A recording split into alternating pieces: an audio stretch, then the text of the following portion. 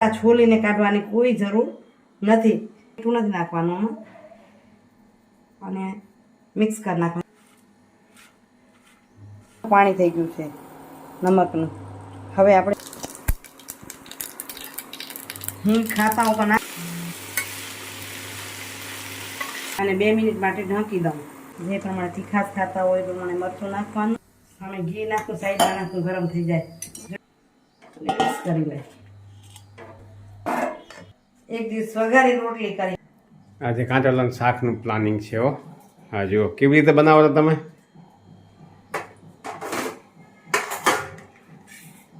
નમસ્કાર મિત્રો, કેમ છો? મજામાં ને?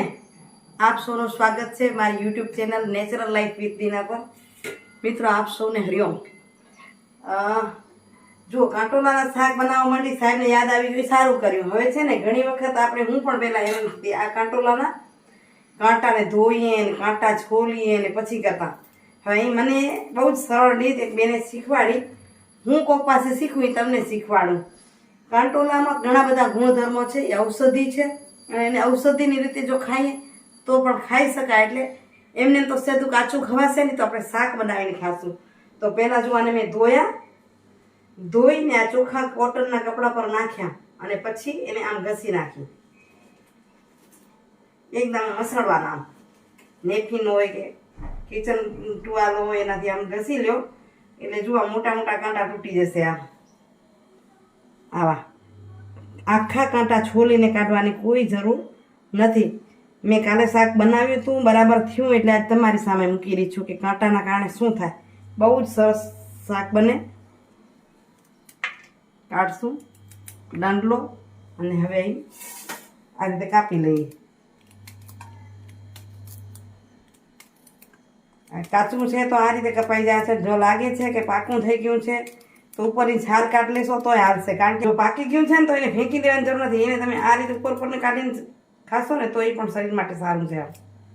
અને શાક બહુ જ સરસ થાય છે. જરા પણ ઓલું નહીં થાય, તમને કડક થઈ જશે કે ચડશે નહીં કે એવું કાંઈ નહીં થાય. તો ચાલો હું સુધારી લઉં અને પછી વઘારી લઉં. જો હવે આપણા મસ્ત સુધારાઈ ગયા ને, હવે એમાં આપણે જેટલું મીઠું શાકમાં જોઈશે ને એટલું જ મીઠું નાખશું. વધારાનું મીઠું નથી નાખવાનું આમાં. અને મિક્સ કરી નાખવાનું. મીઠું તમે જે ખાતા હોય એવું જરૂરી નથી કે ટાટાનું જોઈશે કે બીજું જોઈશે કે આ સેંધા નમક છે ને તોય ચાલશે. આને એકદમ મિક્સ કરી બધામાં અડી જાય એટલે થોડીક વાર મિક્સ વ્યવસ્થિત કરીને 5 મિનિટ આપણે રહેવા દઈએ. આને આ નમક છે ને એ બધું પૂરું પાણી થઈ જવું જોઈએ. એટલી વાર આપણે એને રહેવા દઈશું. ત્યાં સુધી આપણે બીજી તૈયારી કરી લઈશું. ચમચીથી મિક્સ ન થાય આ રીતે મેં હાથેથી મિક્સ કરી લેવાનું. કારણ કે બધામાં અડી જાય ને તો જ સરસ થાય શાક.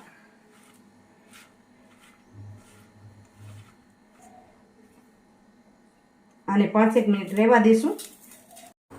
5 મિનિટ પછી જોઈએ છે તો આપણા આ કંટોલામાં, ઘણા કે કંકોડા પણ કે, તો એની અંદર જો પાણી થઈ ગયું છે નમકનું.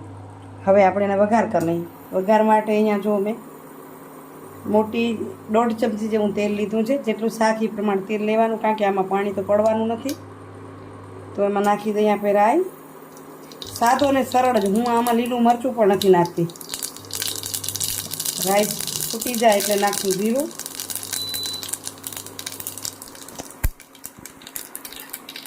હિંગ ખાતા ઉપર નાખવાની, નહીં તો સ્કીપ કરજો. આટલો વઘાર થઈ જાય એટલે નાખી દેવાના આપણા કંકોડા કે કાંટોલા, જે તમે કહેતા હોય. જો આ રીતે આમ પાણી દેખાશે, આમ પાણી થઈ જશે. હવે આને હલાવશું આપણે. ખાલી તેલમાં ચડાવવાના છે. બહુ જ સરસ જોરદાર આ શાક થાય છે.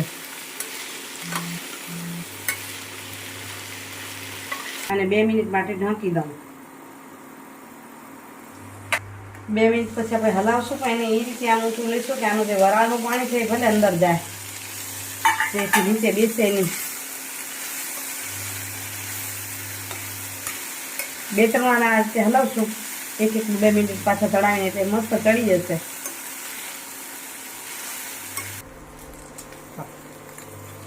જો આપણું મસ્ત ચડી ગયું છે. જો ચડી જાય એટલે કલર થોડોક બદલાઈ જાય એવું તો આપણે આમ જોઈ લઈએ. આમ તો ચમચીથી તરત તૂટી જાય છે.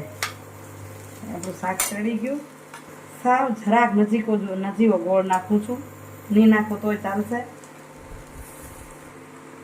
હળદર, જે પ્રમાણે તીખાશ ખાતા હોય એ પ્રમાણે મરચું નાખવાનું, અને મોટી ચમચી જેટલો ધાણા પાવડર નાખી દીધો આપણે.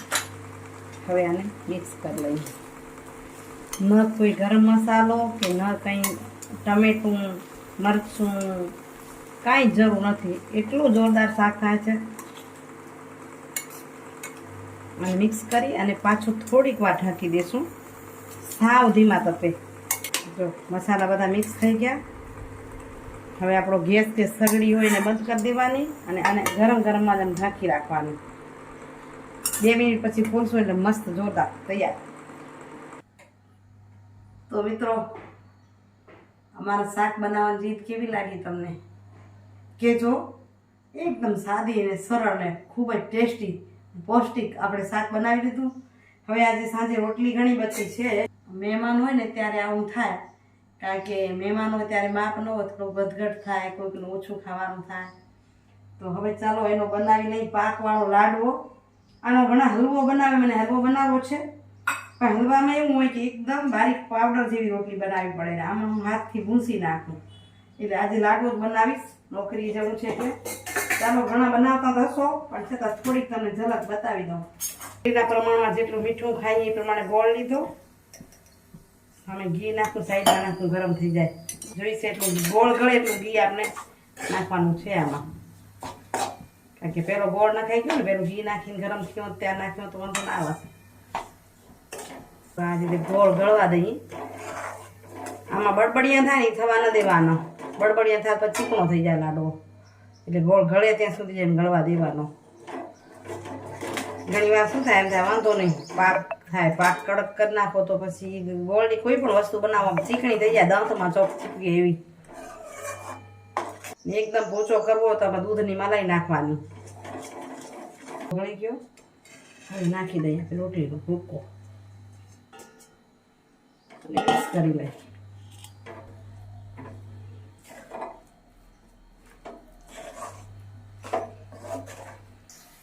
તો જો આપણો લાડવો થઈ ગયો તૈયાર. આને કહેવાય પાકવાળો લાડવો.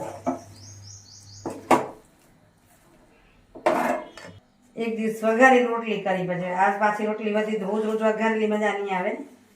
એક દિવસ રોટલીની ઢોકળી બનાવી હતી. આજે કીધું મીઠો લાડવો ને કંટોલાનું શાક, એનો ટેસ્ટ લઈએ.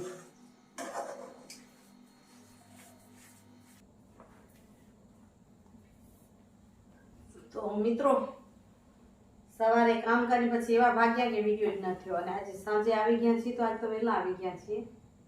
એટલે બહુ વહેલું નતું. હનુમાનજી ટાઈમસર જ આવ્યા છે, પહેલા નથી આવ્યા.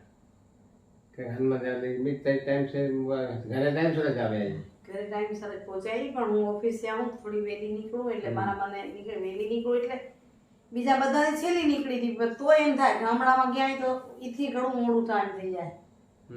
એમ થાય એટલે એમ થાય કે પણ આવીને પછી ઘણું કામ કર્યું, થોડું જાજું પતાવ્યું ને ત્યાં સુધી 10 વાગી ગયા છે સાંજના. હવે લઈને સુઈ તાર વિડીયો થયો નહીં. આવી પછી એવી લાગી જાઉં ને કામમાં, તો એ કામમાં રહી જાય, કામનો વિડીયો ન થાય. છે સુઈ તાર લ્યો છો. મન મેળ હોય તો મમરા પણ સારા લાગે સાહેબ. અગર જો મન મેળ હોય તો મમરા પણ સારા લાગે છે સાહેબ.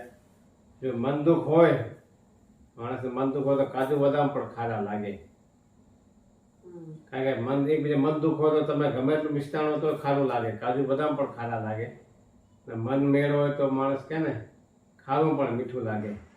એટલે કહેવાનો મતલબ એ છે કે તમારો મનમેળ છે ત્યારે તમે એકબીજાના ગુણો જુઓ છો. મમરા સારા લાગે તો મમરા, સાવ કાચા મમરા હોય તો તમને સારા જ લાગે. એ ભાવ ના હોય ને, ભગવાન કહેતા ને તાંદળની ભાજી ખાધી શ્રી કૃષ્ણ, તો એ ભાજી પણ એને મીઠી લાગતી હતી, કારણ કે ત્યાં મનમેળ હતો, ત્યાં લાગણી હતી, ભાવ હતા.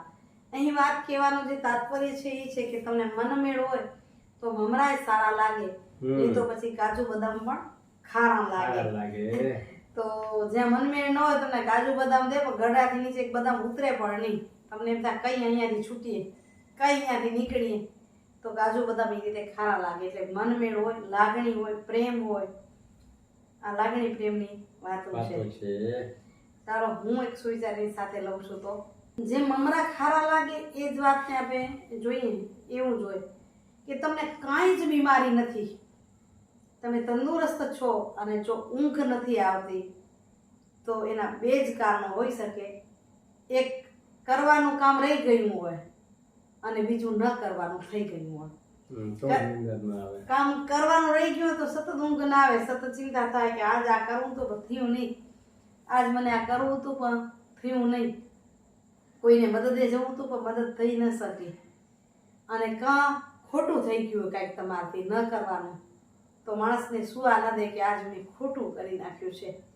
અને જો એમ નીંદર ના આવતી હોય તો હું કહું છું સારી બાબત છે કે ખોટાનું આપણે મનન કરી શકીએ, પ્રભુ પાસે પ્રાર્થના કરી શકીએ કે અમને હંમેશા કરવાના કામ કરાવજે, ન કરવાના કામ હંમેશા ન થાય.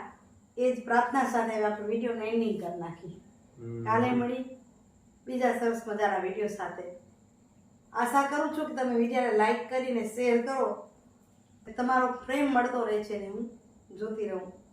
તો બસ આજે આટલું જ. આવજો મિત્રો. જય જય ગરીબ ગુજરાત, જય ભારત અને જય હિન્દ. Bye bye. જય ભોલેનાથ. હરિઓમ.